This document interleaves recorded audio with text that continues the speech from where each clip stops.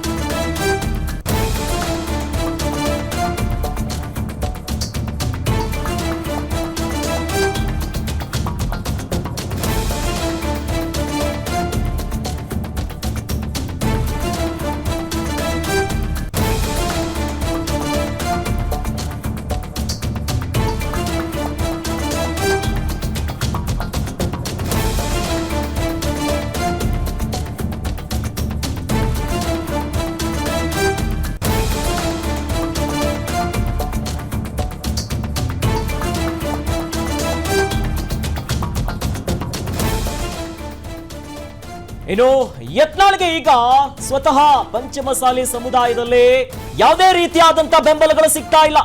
ಉಚ್ಚಾಟಿತ ನಾಯಕನ ಪರ ಈಗ ಎಲ್ಲರೂ ಕೂಡ ಹಿಂದೆ ಹೋಗ್ತಿದ್ದಾರೆ.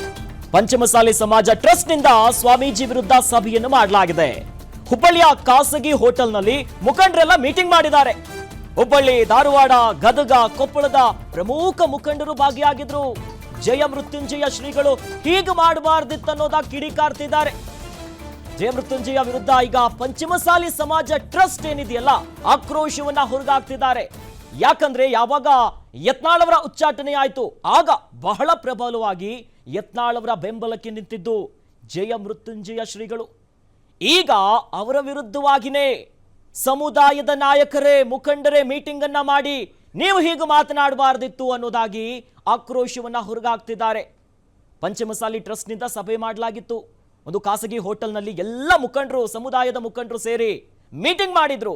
ಈ ಮೀಟಿಂಗ್ ಅಲ್ಲಿ ಯತ್ನಾಳ್ ಅವರ ಸಪೋರ್ಟ್ಗೆ ಅಂದ್ರೆ ಜಯ ಮೃತ್ಯುಂಜಯ ಸ್ವಾಮೀಜಿಗಳು ಏನ್ ಹೇಳಿದ್ರು ಅಂತಂದ್ರೆ ಏಪ್ರಿಲ್ 10ರವರೆಗೆ ಡೆಡ್ ಲೈನ್ ಅನ್ನ ಕೊಟ್ಟಿದ್ರು ಬಿಜೆಪಿಗೆ. ಅವರನ್ನು ವಾಪಸ್ ತರಿಸ್ಕೋಬೇಕು, ಪ್ರಬಲ ನಾಯಕ, ಹಿಂದೂ ಹುಲಿ ಅಂತ ಕರೆಸ್ಕೊಳ್ತಾರೆ, ಹಿಂಗ ಉಚ್ಚಾಟನೆ ಮಾಡಿದ್ರೆ ಹೆಂಗೆ ಅನ್ನೋದಾಗಿ ಬಿಜೆಪಿಗೆ ಡೆಡ್ ಲೈನ್ ಕೊಟ್ಟಿದ್ರು. ಇಲ್ಲ ಅಂದ್ರೆ ಏಪ್ರಿಲ್ 13ರಂದು ದೊಡ್ಡ ಪ್ರತಿಭಟನೆ ಮಾಡ್ತೀವಿ ಅನ್ನೋದಾಗಿ ಎಚ್ಚರಿಕೆ ಕೊಟ್ಟಿದ್ರು. ಸದ್ಯ ಬಹಳ ಪ್ರಮುಖವಾಗಿ ನಾವು ಗಮನಿಸ್ತಾ ಇರೋದು ಏನಪ್ಪಾ ಅಂತಂದ್ರೆ ಜಯ ಮೃತ್ಯುಂಜಯ ಅವರ ವಿರುದ್ಧನೇ ಪಂಚಮಸಾಲಿ ಸಮುದಾಯ ಈಗ ಸಮಾಜ ಕಂಪ್ಲೀಟ್ ಆಗಿ ಗರಂ ಆಗಿದೆ. ಯಾಕೆ ಸಪೋರ್ಟ್ ಮಾಡಿದ್ರಿ ನೀವು? ಈ ಮೂಲಕ ಒಂಟಿಯಾದಂತೆ ಕಾಣಿಸ್ತಿದೆ ಶಾಸಕ ಬಸನಗೌಡ ಪಾಟೀಲ್ ಯತ್ನಾಳ್ ಅವರು. ಒಂದು ಕಡೆಯಲ್ಲಿ ಅವ್ರ ಜೊತೆ ಗುರುತಿಸಿಕೊಂಡಿರುವಂತ ರೆಬಲ್ ಟೀಮಿನ ನಾಯಕರು ಕೂಡ ದೂರ ದೂರ ಆಗಿದ್ದಾರೆ. ಹಾಗಾಗಿ ಒಂಟಿಯಾಗ್ಬಿಟ್ರಾ? ಸ್ವಾಮಿಗಳು ಭಾಳ ಜವಾಬ್ದಾರಿಯುತದಿಂದ ನಾವೆಲ್ಲರೂ ಕೂತ್ಕೊಂಡು ತೀರ್ಮಾನ ಮಾಡಿದ್ದು. ಸ್ವಾಮಿಗಳು ಯಾವ ಸಂದರ್ಭದಲ್ಲಿಯೂ ಕೂಡ ಒಬ್ಬ ವ್ಯಕ್ತಿಯ ಸ್ವತ್ತಾಗಬಾರ್ದು ಮತ್ತು ರಾಜಕೀಯ ಪಕ್ಷದ ಸ್ವತ್ತಾಗಬಾರ್ದು. ರಾಜಕೀಯ ಪಕ್ಷಗಳಿಗೆ ಅವರು ಅನಿವಾರ್ಯ ಆಗ್ಬೋದು, ಆದರೆ ಯಾವ ಸಂದರ್ಭದಲ್ಲಿಯೂ ಸಹಿತವಾಗಿ ಒಬ್ಬ ಸ್ವಾಮಿಗಳಾದಂಥವ್ರು ರಾಜಕೀಯ ಪಕ್ಷದೊಂದಿಗೆ ಅವ್ರು ಗುರುತಿಸ್ಕೋಬಾರ್ದು. ಪಕ್ಷಾತೀತವಾಗಿದ್ದರೆ ಸಮಾಜ ಸಂಘಟನೆ ಮಾಡಲಿಕ್ಕೆ ಅನುಕೂಲ ಆಗುತ್ತೆ. ಕಾರಣ ಅಂದ್ರಷ್ಟೇ, ಸಮಾಜದಲ್ಲಿದ್ದಂಥವರು ಬೇರೆ ಬೇರೆ ಪಕ್ಷದಲ್ಲಿ ಬೇರೆ ಬೇರೆ ಜವಾಬ್ದಾರಿಯನ್ನು ಹೊಂದಿದ್ದಾರೆ. ಅವರಿಗೆ ತಮ್ಮದೇ ಆದಂಥ ಗುರಿ, ತಮ್ಮದೇ ಆದಂಥ ಉದ್ದೇಶ ಅನ್ನು ಹೊಂದಿರ್ತಾರೆ. ಆ ಗುರಿಯನ್ನು ಮುಟ್ಟುವುದರ ಸಲುವಾಗಿ ತಮ್ಮ ತಂತ್ರಗಾರಿಕೆಯಿಂದ ಆ ಗುರಿಯನ್ನು ಮುಟ್ಟಲಿಕ್ಕೆ ಪ್ರಾಮಾಣಿಕವಾದ ಪ್ರಯತ್ನವನ್ನು ಅವ್ರು ಮಾಡ್ತಾ ಇರ್ತಾರೆ.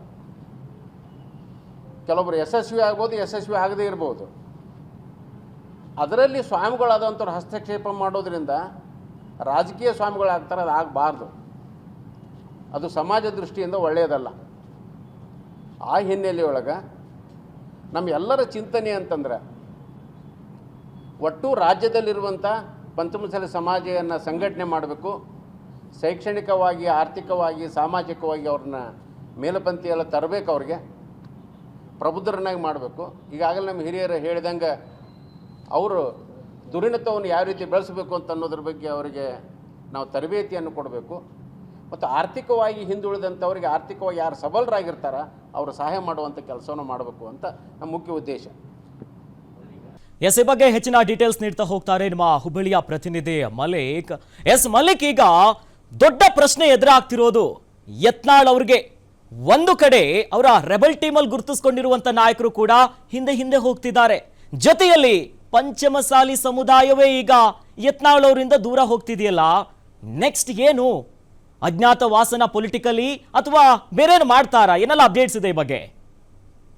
ಖಂಡಿತ ಅಖಿಲೇಶ್, ಏನು ಉತ್ತರ ಕರ್ನಾಟಕ ಭಾಗದಲ್ಲಿ ಪಂಚಮಸಾಲಿ ಒಂದು ಸಮಾಜದಿಂದನೇ ಅತಿ ಹೆಚ್ಚು ಭರವಸೆಯನ್ನ ಯತ್ನಾಳ್ ಅವರು ರೆಬಲ್ ಆದ ನಂತರ ಇಟ್ಕೊಂಡಿದ್ರು. ಇದಕ್ಕೆ ಪೂರಕ ಎಂಬಂತೆ ಪಂಚಮಸಾಲಿ ಜಗದ್ಗುರುಗಳು ಕೂಡ ಅವರ ಬೆಂಬಲವನ್ನ ಬಹಿರಂಗವಾಗಿ ಒಂದು ತೋರಿಸಿ ಕರೆಯನ್ನು ಕೂಡ ಕೊಟ್ಟಿದ್ರು. ಇದಾದ ನಂತರ ಹಲವು ಬೆಳವಣಿಗೆಗಳನ್ನ ನಾವು ಈಗ ಆಗ್ಲೇ ಅಕ್ಕಪಕ್ಕ ಜಿಲ್ಲೆಯಲ್ಲಿ ಗಮನಿಸಿದ್ದೇವೆ. ಇದಕ್ಕೆ ಪೂರಕ ಎಂಬಂತೆ ಈಗ ಧಾರವಾಡ ಜಿಲ್ಲೆಯಿಂದ ಪಂಚಮಸಾಲಿಯ ಮುಖಂಡರು ಅಂದ್ರೆ ಪಕ್ಷಾತೀತವಾಗಿ ಈ ಸಭೆಯಲ್ಲಿ ಕಾಂಗ್ರೆಸ್, ಬಿಜೆಪಿ ಮತ್ತು ಜೆಡಿಎಸ್ ಮೂರೂ ಪಕ್ಷಗಳ ನಾಯಕರು ಕೂಡ ಇದರಲ್ಲಿ ಭಾಗವಹಿಸಿದ್ರು. ಇದರಲ್ಲಿ ಮುಖ್ಯವಾಗಿ ಶ್ರೀಗಳ ನಡೆಯನ್ನೇ ಈಗ ಪಂಚಮಸಾಲಿ ಸಮುದಾಯದ ಹಿರಿಯರು ಮತ್ತೆ ರಾಜಕೀಯ ಮುಖಂಡರು ಈಗ ಖಂಡಿಸ್ತಿರುವಂತದ್ದು. ತಮ್ಮ ಧರ್ಮದ ಗುರುಗಳು ಯಾವ ರೀತಿಯಾಗಿರ್ಬೇಕು ಆ ರೀತಿಯಾಗಿ ಇಲ್ಲ, ಇವರು ಒಬ್ಬ ಏಕ ವ್ಯಕ್ತಿಗೆ ತಮ್ಮ ಬೆಂಬಲವನ್ನ ಸೂಚಿಸುವುದು ಸರಿಯಲ್ಲ ಅಂತೇಳಿ ಈಗ ಅವರು ಅಸಮಾಧಾನವನ್ನ ಹೊರಹಾಕಿದ್ದಾರೆ. ಇದರಿಂದ ಪಂಚಮಸಾಲಿ ಸಮುದಾಯದ ಗುರುಗಳಿಗೂ ಕೂಡ ಹಿನ್ನಡೆ ಆಗಿದೆ. ಮುಂಬರುವ ಹೋರಾಟಗಳಲ್ಲಿ ಇವರು ನೇತೃತ್ವ ವಹಿಸ್ತಾರಾ ಅನ್ನುವ ಪ್ರಶ್ನೆ ಕೂಡ ಕಾಡ್ತಾ ಇದೆ. ಮತ್ತೊಂದು ಕಡೆ ಯತ್ನಾಳ್ ಅವರಿಗೆ ಧಾರವಾಡ ಜಿಲ್ಲೆಯಲ್ಲಿ ಬೆಂಬಲ ಸಿಗತ್ತೆ ಅನ್ನುವ ಭರವಸೆ ಇತ್ತು, ಅದು ಕೂಡ ಈಗ ಹುಸಿಯಾಗಿದಂತೆ ಕಾಣಿಸ್ತಾ ಇದೆ. ಇದನ್ನ ಹೊರತುಪಡಿಸಿದ್ರೆ ಬಿಜಾಪುರ ಜಿಲ್ಲೆಯಲ್ಲೂ ಕೂಡ ಅವರಿಗೆ ಹಿನ್ನಡೆ ಆಗಿರುವಂತದ್ದು. ಗದಗ ಜಿಲ್ಲೆ ಮತ್ತು ಬೆಳಗಾವಿ ಜಿಲ್ಲೆಯಲ್ಲೂ ಕೂಡ ಈಗಾಗಲೇ ಅವರ ವಿರೋಧಿಗಳ ಬಣವು ಕೂಡ ಈಗ ದೂರ ಇರುವ ಸಂಪರ್ಕ ಕಡಿತಗೊಂಡಿದೆ. ಧನ್ಯವಾದಗಳು ಮಲಿಕ್ ತಮ್ಮೆಲ್ಲ ಮಾಹಿತಿಗೆ.